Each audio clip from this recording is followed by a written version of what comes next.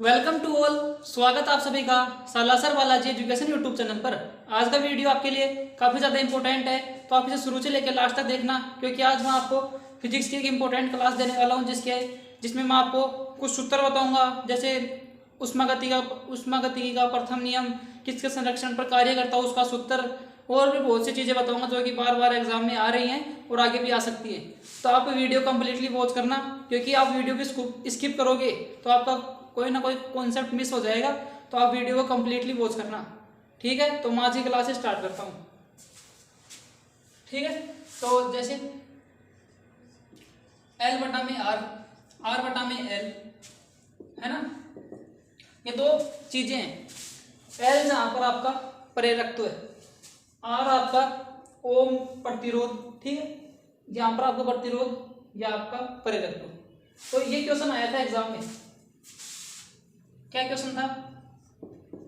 निम्न में से टाइम की विमा, ठीक है। Option A, option B, option C, option D. यहाँ पे था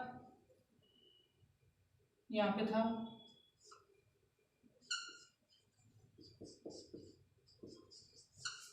पे चार ऑप्शन थे वहां पर, और ये क्वेश्चन पूछ रखा था कि निम्न में से कौन सी टाइम की बीमा है। तो यहाँ पर आपका ए विल बी राइट आंसर कि एल बटे में आर, यह तो आपकी टाइम की बीमा हो गई, ठीक है। इंपॉर्टेंट है, बहुत से क्वेश्चन में काम आएगा और आगे भी मैं इसका यूज करूंगा, तो आप ध्यान में रखना। यह आपकी आवर्ती होती है, ठीक है, इसको आवर्ती बोलते हैं। ये भी इंपॉर्टेंट है, इसको भी ये पूछ लिया, इस बार ये पूछ सकता है, ठीक है। अब ये क्या है, जैसे आपकी आवर्ती एफ बराबर 2 पाई बटे में एल सी, ये भी आपकी आवर्ती होती है, ठीक है। तो ये आपका राइट आंसर हो गया ऑप्शन ए, ठीक है। नेक्स्ट क्वेश्चन, नेक्स्ट कॉन्सेप्ट पर बढ़ता हूं।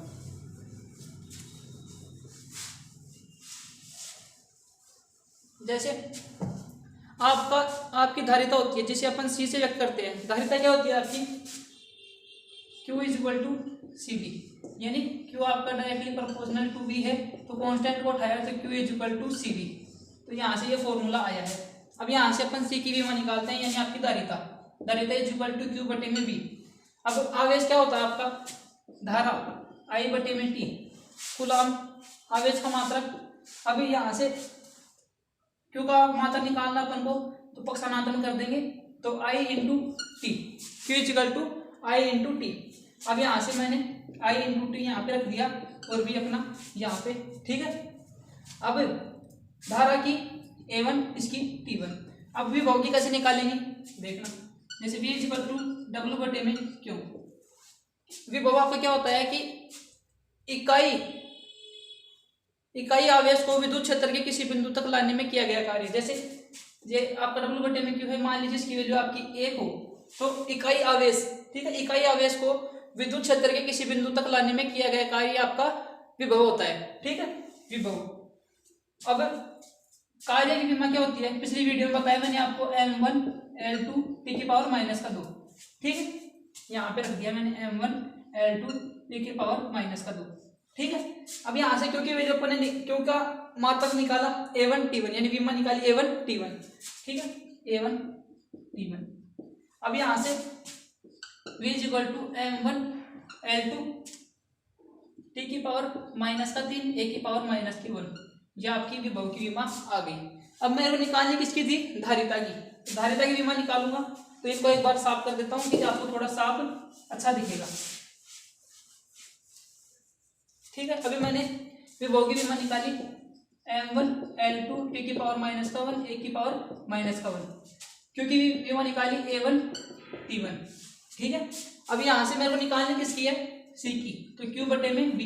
यहाँ से इसकी A1 T1, ठीक है, और V की ये आ चुकी है आपके सामने, M1 L2 टी की पावर माइनस का 3 ए की पावर माइनस का 1।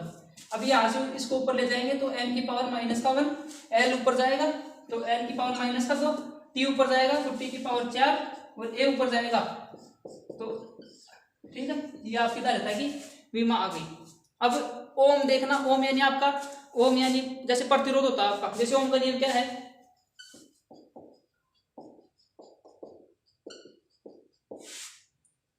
कि V directly proportional to R, यानी विभवांतर आपका धारा के समानुपाती होता है। तो V बराबर RI, यानी यहाँ पे R आपका समानुपाती नहीं आता का, जिसे अपन प्रतिरोध कहते हैं। ठीक है, अब प्रतिरोध की विमा कैसे निकालेंगे, V बटे में I। ठीक है, V बटे में I। अभी विभवांतर की विमा अपन ने निकाली ऊपर, यानी M1 L2 t की पावर माइनस का 3 a की पावर माइनस का 1। यहाँ से इसकी धारा की A1 ये ऊपर जाएगा, तो यहाँ से मैं इसको यहाँ पे लिख रहा हूँ।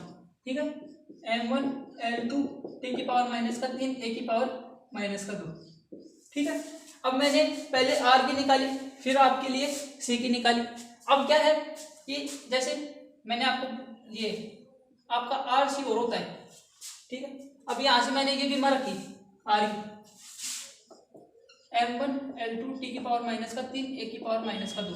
अब C की रखूंगा, C की यहाँ पे रख लेता हूँ थोड़ी साइड में। ठीक है, अब C की निकाली थी मैंने कहाँ पे, ये रही। ठीक है, तो M1 M माइनस का 1 t की पावर माइनस का 2, ये M की पावर माइनस का 2 t की पावर 4 प्लस का, ठीक है, प्लस का, और a की पावर 2।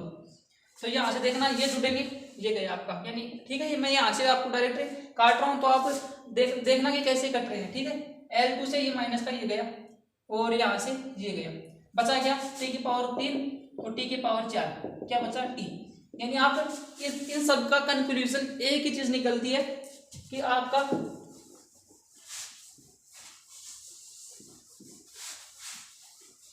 जैसे आपका RC होता है, यानी प्रतिरोध इंटू धारिता, या आपकी टाइम पीरियड t के बराबर होती है।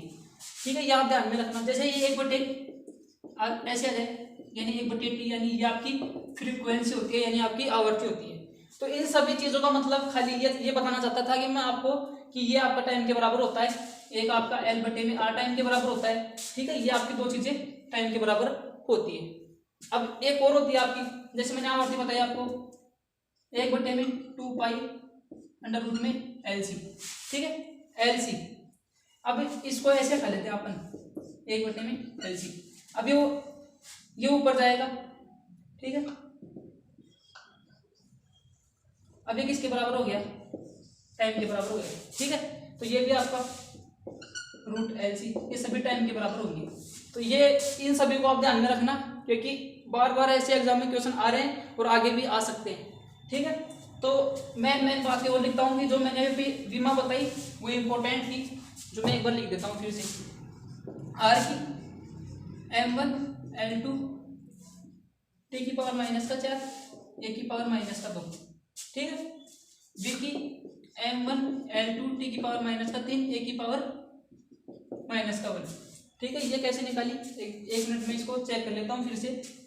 V = I R, तो R की निकाली V बटे में I, तो यहाँ से ये आपकी 3 ही आएगी शायद।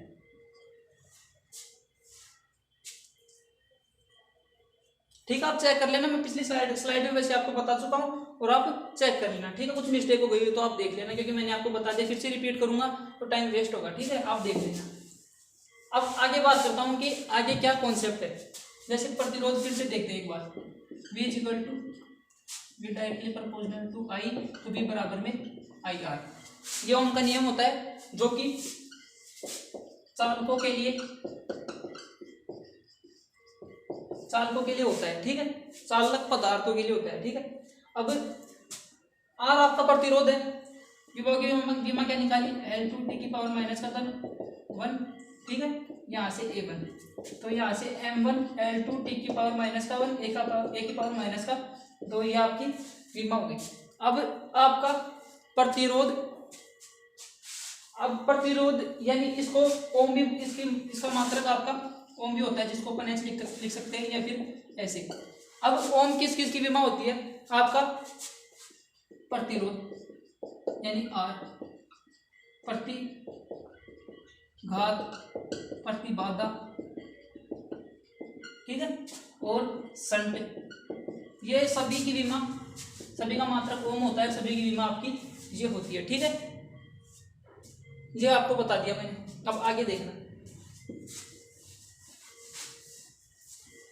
जैसे आपका विभव था V = W/Q, इकाई आवेश को इकाई आवेश को विद्युत क्षेत्र के किसी बिंदु तक ले जाने में किया गया कार्य आपका विभव होता है, विभव होता है, ठीक है, विभव। अब m1 L2 इसकी विमा, कार्य विमा, ठीक है, ये आपका A1 T1, यहाँ से सोल्व किया m1 L2 t की पावर माइनस का 1 a की पावर माइनस का 1, ठीक है, ये विभव की विमा आ गई। अब इससे मैं आपको क्या बताना चाहता हूँ, आपका विभव विभवांतर, ठीक है, टर्मिनल वोल्ट तक विद्युत वाहकत्व, इन सभी की विमा यही होगी। सभी का मात्रक जूल बटे में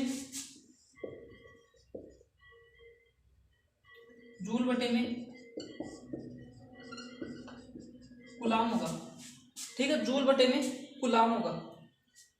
तो ये आपका विभव के बारे में बात हो गई। नेक्स्ट कॉन्सेप्ट की ओर पढ़ता हूं।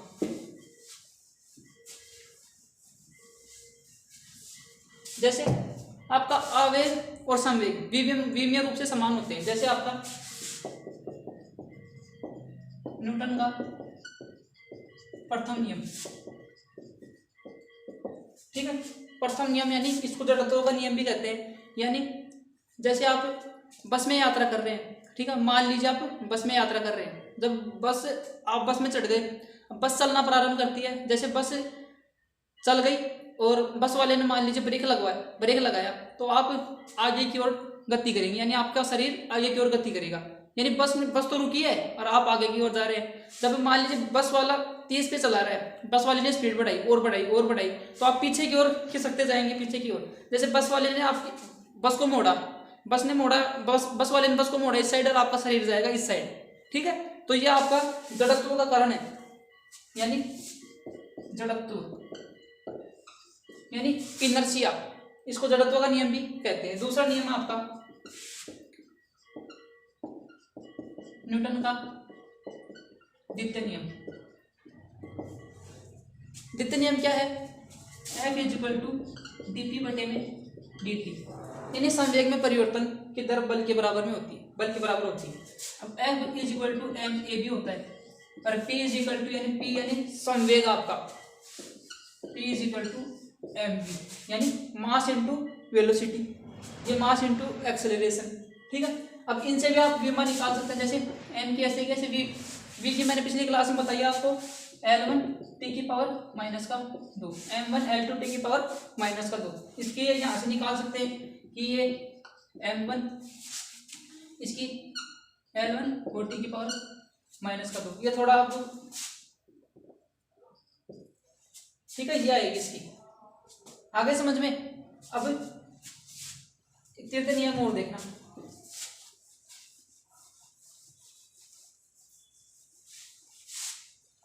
अब रॉकेट का सिद्धांत आपका, यानी रॉकेट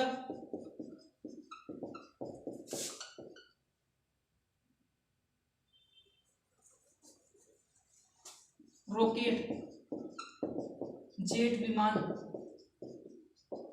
ये सभी आपके न्यूटन के तीसरे नियम पर कार्य करते हैं। यानी हर क्रिया के परिमाण में समान दिशा में प्रतिक्रिया होती है। यानी जैसे एक नाविक है, वो नाव में यात्रा कर रहा है, मान लीजिए उसके सामने कोई आइलैंड आया, यानी कोई द्वीप आया। अब वो नाव से जैसे कूदेगा, यानी नाव से जैसे छलांग लगाएगा उस द्वीप के किनारे पर, तो वह उस नाव को पीछे की ओर धक्का लगेगा, यानी वो कूदेगा, नाव पीछे की ओर जाएगी, वो उसके किनारे के ऊपर जाएगा। तो ये आपका क्रिया में वो परिमाण में समान व दिशा में विपरीत है। ये आपका न्यूटन का तीसरा नियम है, यानी परिमाण में समान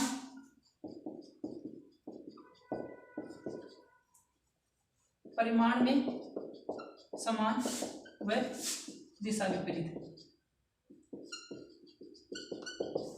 या फिर इसे क्रिया प्रतिक्रिया का नियम भी कहते हैं। यानी हर क्रिया के विपरीत एक प्रतिक्रिया होती है। जैसे वो नाव में से कूदा तो नाव की प्रतिक्रिया हुई कि वो पीछे की ओर मोशन कर रही है, ठीक है। ये आपका जेट विमान और रॉकेट इसी पे कार्य करते हैं। जब रॉकेट चलना प्रारंभ करता है तो वो गैस से रिलीज करता है इस पृथ्वी के ऊपर, और जैसे पृथ्वी पर वो नीचे जैसे रॉकेट आपका, जैसे ये आपकी एनर्जी रिलीज करेगा यहाँ से, तो ये यहाँ से नीचे प्रेशर लगाएगा, प्रेशर से जैसे ये यहाँ से प्रतिक्रिया करेगा और ऊपर उड़ जाएगा, जैसे जेट विमान भी ऐसे ही। तो ये आपका तृतीय नियम था। अब आगे बात करता हूँ।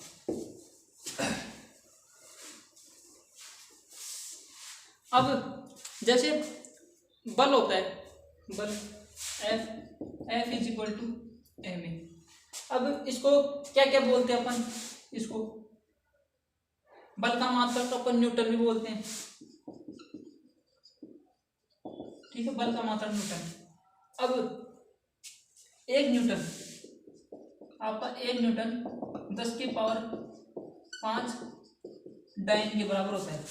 1 न्यूटन इज इक्वल टू 10 की पावर 5 डाइन। डाइन ये आपका MKS या फिर आप SI भी बोल सकते हैं, ठीक है, SI मात्रक है या फिर MKS आपका मात्रक है। ये आपका डाइन, ये आपका CGS मात्रक होता है, ठीक है। 1 न्यूटन इज इक्वल टू 10 की पावर 5 डाइन। अब एक जूल का कॉन्सेप्ट भी वो भी देखना। कार्य होता है आपका, कार्य यानी W वर्क डन, ठीक है, यानी F डी कोस थीटा, यानी बल इंटू विस्थापन।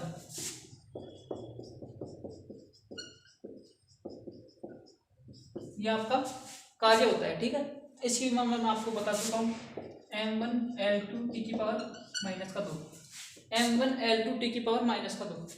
अब इसको अपन जूल भी बोलते हैं। जूल कार्य का मात्रक होता है। अब 1 जूल बराबर 10 की पावर 7 अर्घ। अब अर्घ जूल आपका MKS, ठीक है, ये आपका CGS मात्रक होता है, ठीक है, अर्घ। तो 1 जूल बराबर 10 की पावर 7 अर्घ और 1 न्यूटन बराबर 10 की पावर 5 डायन होता है। नेक्स्ट कॉन्सेप्ट की ओर बढ़ो।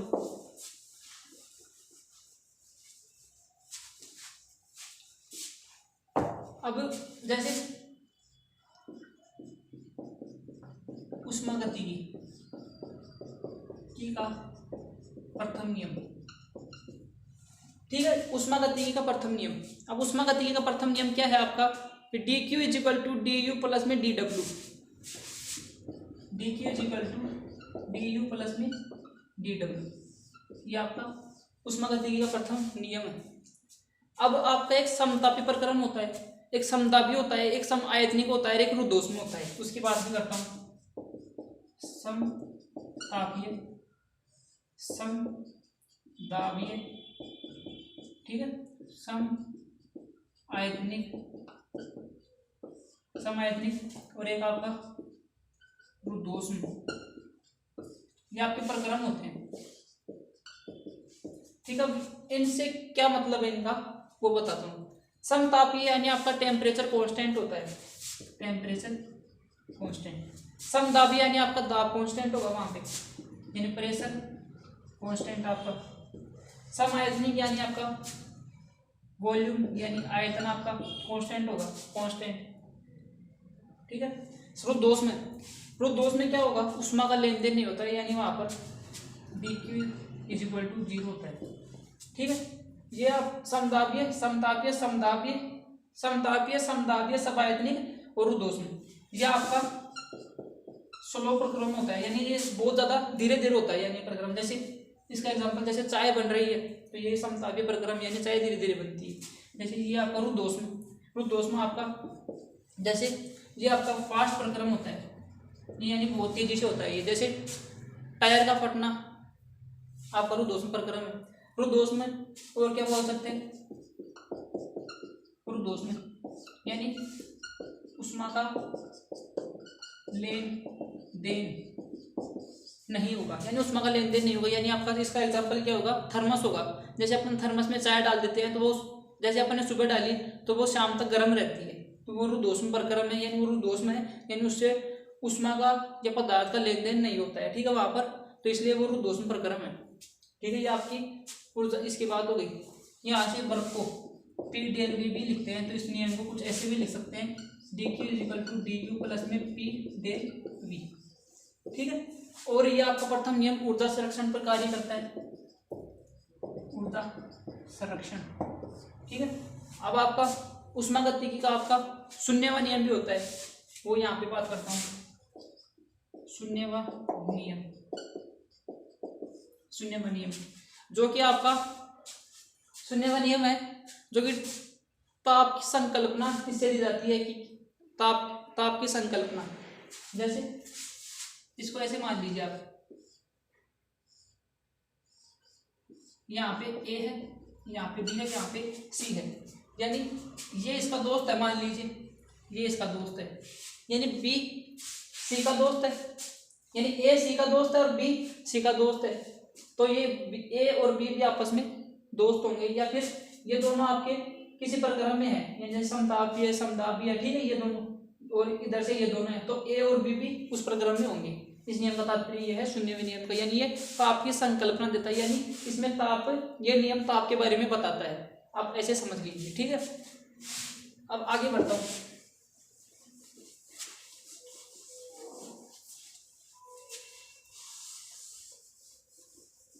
अब एक किरचॉफ का नियम होता है, किरचॉफ का नियम, किरचॉफ का प्रथम नियम, और यहां से द्वितीय नियम। किरचॉफ का प्रथम नियम, किरचॉफ का द्वितीय नियम, ये आपके आवेश संरक्षण पे कार्य करता है। किरचॉफ का प्रथम नियम ये आपके ऊर्जा संरक्षण पे कार्य करता है। ये आपका एयरफोर्स में पूछ चुका है, जो कि जुलाई वाली एग्जाम जुलाई में हुई थी, ठीक है, उसमें पूछ चुका है ये दोनों चीजें। और आपका एक लेंज का नियम होता है, ठीक है, यह विद्युत भागफल की डायरेक्शन देता है, विद्युत भागफल की डायरेक्शन। एक फैराडे का नियम होता है, जो कि विद्युत भागफल का, फैराडे का नियम, ठीक है, जो कि विद्युत भागफल का परिमाण देता है। ठीक है, तीनों में डिफरेंस समझना। प्रथम नियम आपका आवेश संरक्षण होता है, द्वितीय नियम आपका ऊर्जा संरक्षण, लेंज का प्रथम नियम विद्युत भागफल की डायरेक्शन देता है, यानी वह उस विद्युत भागफल उन कारणों का विरोध करता है जिसके कारण उसकी उत्पत्ति हुई है। ये लेंज का नियम है, शॉर्ट में आप जैसा आप समझ रहे हैं। फैराडे का नियम विद्युत भागफल का परिमाण देता है, यानी अब ये नियम आपको, इनके बारे में डिटेल से मैं आपकी कल बात करने वाला हूँ। एक बार इनके संरक्षण के बारे में बात कर लेता हूँ मैं, जैसे पहले वाले में आवेश संरक्षण, दूसरे में ऊर्जा, तीसरे में विद्युत भागफल की डायरेक्शन, तीसरे में विद्युत भागफल का परिमाण। ठीक है, आपको समझ में आए होंगे। नेक्स्ट स्लाइड पे बढ़ता हूँ।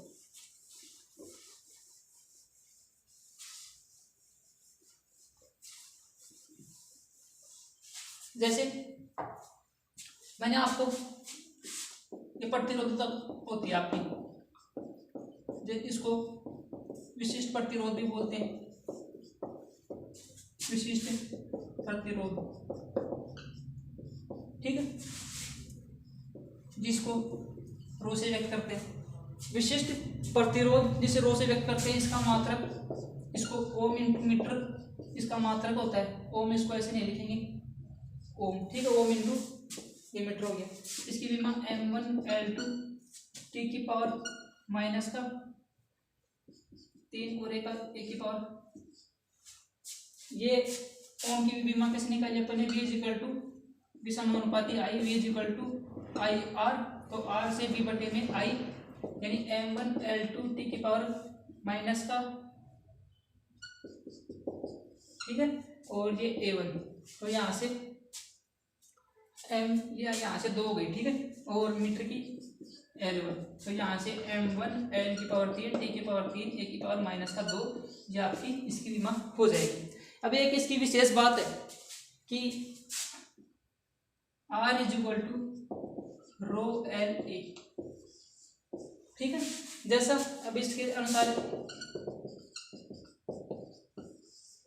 रो के बराबर आपका ये हो गया, यानी आपका प्रतिरोध के समानुपाती और अनुप्रस्थ काट के समानुपाती और लंबाई की व्युत्क्रमानुपाती होती है, ठीक है। लेकिन जैसा इसमें दिखा रखा है कि लंबाई को घटाएंगे तो प्रतिरोधकता बढ़ेगी, और इसको अनुप्रस्थ काट के क्षेत्रफल को बढ़ाएंगे तो प्रतिरोधकता बढ़ेगी, ऐसा कुछ होता नहीं है। ये फॉर्मूलों के अनुसार ऐसा फॉर्मूला होता है इसका ऐसा, यानी ये आपका ओनली फॉर टेम्परेचर और पदार्थ की प्रकृति पे डिपेंड करता है। यानी टेम्परेचर बढ़ाओगे तो प्रतिरोधकता बढ़ेगी और पदार्थ की प्रकृति पे डिपेंड करेगा, जैसे पदार्थ कौन सा ले रहे हैं अपन। तो ये खाली दो ही चीज़ों पर डिपेंड करता है कि एक तो टेम्परेचर और एक पदार्थ की प्रकृति पर, यानी मटेरियल ऑफ सब्सटेंस जो भी, ठीक है, प्रतिरोधकता। ठीक है, इसके बाद मैंने कर दी। नेक्स्ट स्लाइड पे बढ़ता हूँ।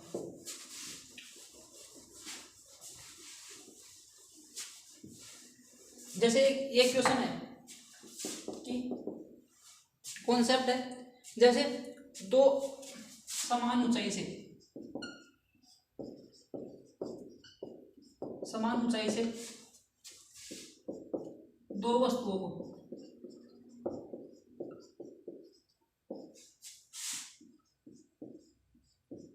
गिराया जाता है,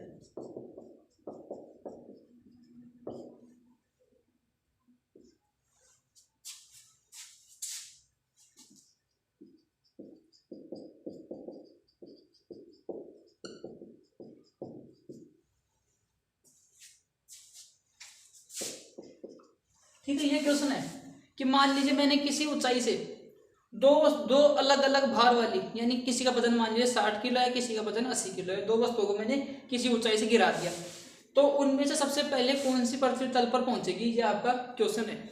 तो यहाँ से आपका पहला ऑप्शन पहली वाली, ऑप्शन दूसरी वाली, तीसरी वाली दोनों 7, और option D none of these. तो यहाँ से आपका दोनों 7 हो जाएगा, ठीक है, दोनों 7 पहुंचेंगे। अब इसका कारण समझ लीजिए, से T is equal to root H बटे में जी, और V is equal to root, ठीक है। ये आपके दो फॉर्मूले होते हैं, यानी ये तो आपका टाइम पीरियड, यानी आप वस्तु को किसी ऊंचाई से गिराओगे तो उसको नीचे पहुंचने में कितना टाइम लगेगा, यानी अंडर रूट में 2h बटे में जी, और वेग यानी किस वेग से आएगी, तो V is equal to under root में 2gh। अब ये कहाँ से आया वो और देखना, जैसे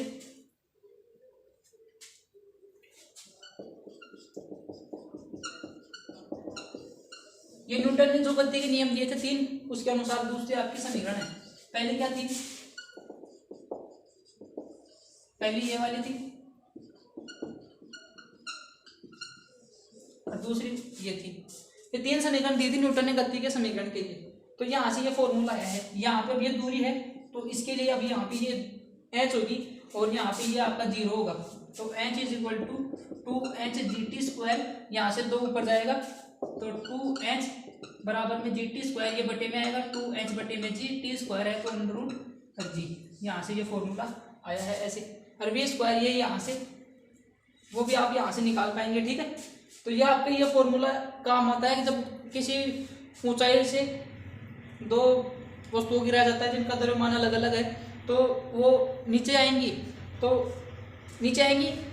दोनों साथ साथ पहुंचेंगी। पहली बात तो ये साथ साथ क्यों पहुंचेंगी, क्योंकि वो द्रव्यमान पर डिपेंड नहीं करती, यानी किसी का द्रव्यमान चाहे कितना भी हो, दोनों को साथ साथ गिरा रहे हो समान ऊंचाई से। बस ये ध्यान रखना, क्योंकि यहाँ पे दोनों सूत्रों में देखना आप द्रव्यमान की बात नहीं हो रही है, खाली ऊंचाई और इसकी जी की बात हो रही है, ठीक है। यानी ऊंचाई की बात होगी, यानी ऊंचाई आपकी सेम होनी चाहिए तो दोनों साथ पहुंचेंगी, ठीक है। ये आपका कॉन्सेप्ट था। एक कॉन्सेप्ट और है इसी में, यदि ये प्रयोग निर्वात में हो आपका, यानी वहां पर वायु की अनुपस्थिति नहीं हो, तो ये वहां पर ये चीज आपकी लागू नहीं होती है। जैसे निर्वात में कर रहा हूँ वहां पर, यानी वहां पर वायु की अनुपस्थिति है। जैसे मैंने एक पंख को गिराया, यानी वो एग्जाम्पल आपने सुना होगा कि किसी ऊंचाई से आपने एक पंख और एक पत्थर को गिराया और वहां पे निर्वात की उपस्थिति है, तो वहां पे कौन सा पहले आएगा, आपका पत्थर नीचे सबसे पहले पहुंचेगा, क्योंकि वहां पे अपन ने निर्वात कर दिया, यानी वहां पर वायु की उपस्थिति नहीं है और यहाँ पे वायु की उपस्थिति है, ठीक है। ये आपका कॉन्सेप्ट है। नेक्स्ट कॉन्सेप्ट पर बढ़ता हूं।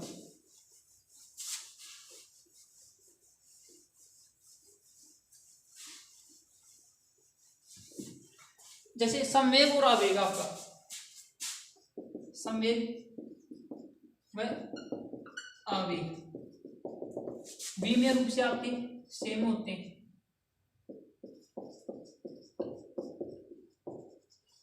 ठीक है, यानी इन दोनों की विमा समान होती है। ये आपका क्वेश्चन एयरफोर्स में आ चुका है। दूसरा आपका प्लांक नियतांक व कोणीय संवेग, दोनों की विमा समान होती है, यानी मात्रक जूल इंटू सेकेंड, मात्रक निकालोगे तो m1L2 (10⁻⁻1) इसके बराबर होगा, दोनों के बराबर। ठीक है, ये दोनों भी इम्पोर्टेंट है। ठीक है, और स्थानीय ऊर्जा, ठीक है, ऊर्जा और आपकी गतिज ऊर्जा, स्थितिज ऊर्जा, बलागुण, बलयुगम, तीनों चारों हैं, इन सभी की विमा समान होगी।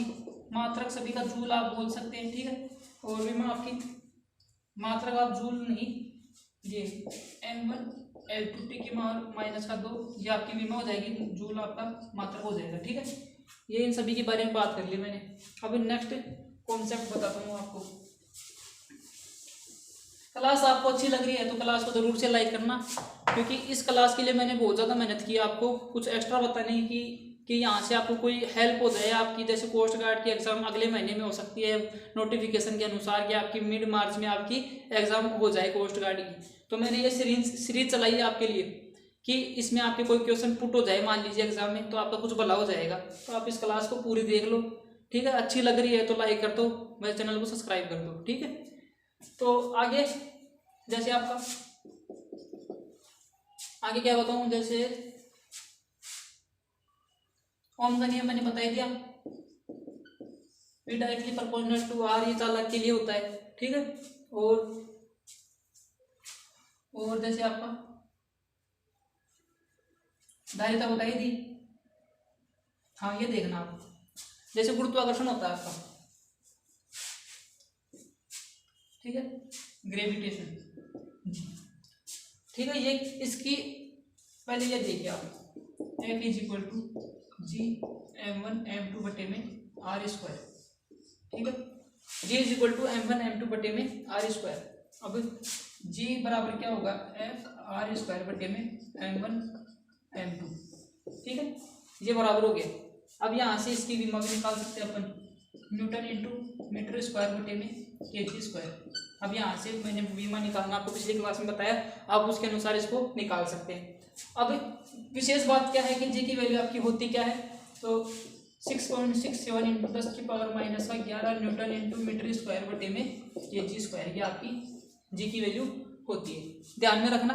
ठीक है, ये तो आपका ग्रेविटेशन के लिए है, यानी गुरुत्वाकर्षण का नियम है। एक आपका कूलॉम का नियम और होता है, कूलॉम का नियम। तो ये दोनों थोड़ा सेम से हैं दोनों, तो दोनों साथ साथ बता रहा हूँ। कूलॉम का नियम F = K(Q1 Q2) / r², ये आपका कूलॉम का नियम है, जो कि आवेशों के लिए होता है। अब इसमें K बराबर क्या होगा, F × r² बटे में Q1 Q2, यानी आपका न्यूटन इंटू मीटर स्क्वायर बटा में कूलॉम स्क्वायर। ठीक है, ये इसका मात्रक हो गया। अब K की वैल्यू होती क्या है, तो K = 9 × 10⁹ Newton into metre square बटे में कूलॉम स्क्वायर। ठीक है, इसको एक तरीके से और लिख सकते हैं, F = 1/4πε0 Q1 Q2 बटे में r²। अब ε0 आपकी होती क्या है, तो ε0 जैसे εr, यानी इसको तो बोलते हैं माध्यम की विद्युतशीलता, इसको बोलते हैं निर्वात की विद्युतशीलता, इसको बोलते हैं पराविद्युतांक, यानी इन दोनों का ये अनुपात होता है। ठीक है, तो इसकी वैल्यू क्या होती है ε0 की, यानी 8.85 × 10⁻⁻12 coulomb square newton into metre square, क्योंकि ये यहाँ पे कहाँ का है, ये यहाँ पे बटे में है, तो ये के का उल्टा है, तो यहाँ से ये कूलॉम स्क्वायर तो ऊपर, न्यूटन इंटू मीटर स्क्वायर नीचे, ये भी ध्यान में रखना, ये भी ध्यान में रखना, डायरेक्ट एग्जाम में आ सकते हैं। ठीक है, आगे बात करता हूँ।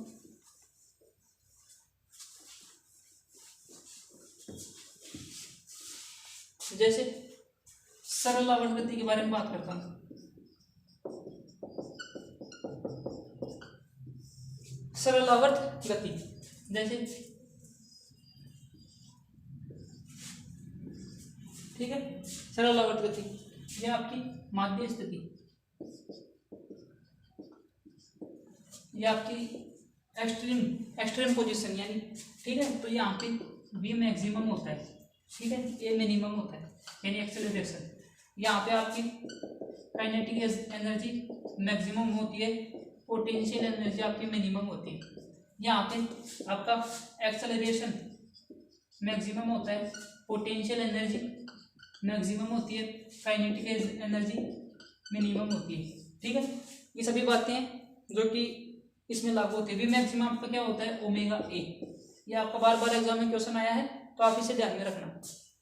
और एक टाइम पीरियड का फॉर्मूला और होता है, वो भी ध्यान में रखना। जैसे सरल आवर्त गति के लिए आवर्तकाल T = 2 पाई अंडर रूट में LG।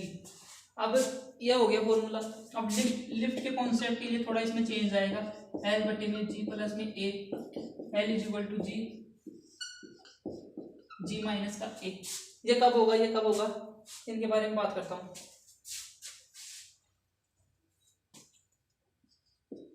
ठीक है, यानी ये आपका वैसे फॉर्मूला है, जब लिफ्ट ऊपर की ओर जा रही हो तो ये, लिफ्ट नीचे की ओर आ रही हो तो ये, यानी यहाँ से शायद A माइनस का G होना चाहिए शायद। ठीक है,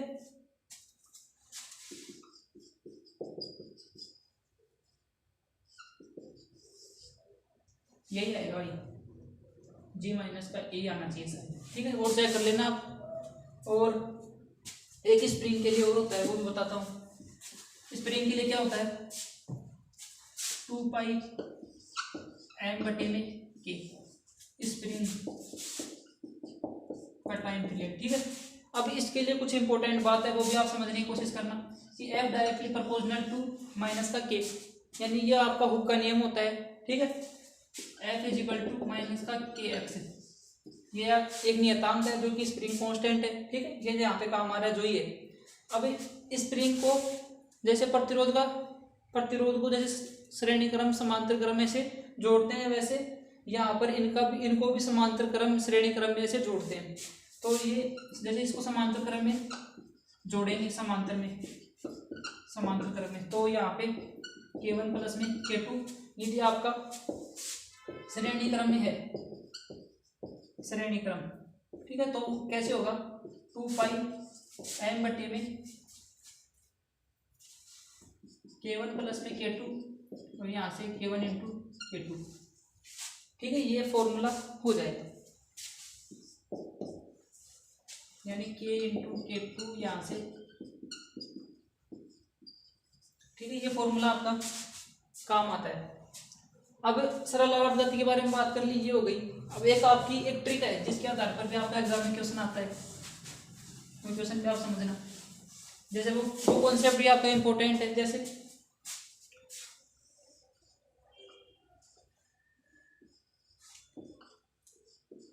इसको आप दवा का ट्रिक भी बोल सकते हो, यानी इसका ट्रिक बनाया मैंने आपके लिए दवा, यानी D for displacement, D for displacement, V for velocity, A for acceleration, यानी इनको लाइन वाइज ऐसे रख दिया। यहाँ से आपका 0, यहाँ से π/2, यहाँ से आपका पाई, यानी विभवांतर और वेलोसिटी में आपको कलांतर पूछे तो π/2 का, यहाँ से पूछे π/2 का, इन दोनों के बीच में पूछे। ठीक है, तो भी देख ले आप कितना है, शायद π/2 का ही होगा।